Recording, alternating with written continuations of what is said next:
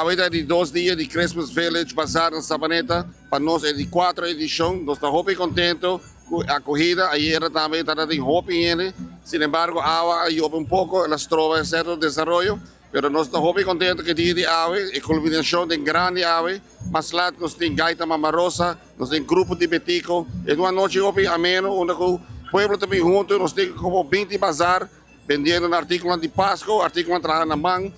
obra de arte, pero também nós temos 10 food vendors de vender comida, onde nós temos variedade de comida de Páscoa, tanto de ham, ayaca, tudo assim, pero seguro, e comida de lama, na sabaneta, do que era for. Assim, nós temos roupa e comida para oferecer, multitud chegando, nós estamos satisfeitos. O minha mais fundação está logra sua meta de criar eventos para o povo, para a comunidade, por desfrutar de los valores culturais. Nós quero agradecer sempre, isso não conta nós, no caso de parte de música, nos dá apoio de UNOCA, nós temos também a parte de ATA, que sempre de parte de turismo, está ajudando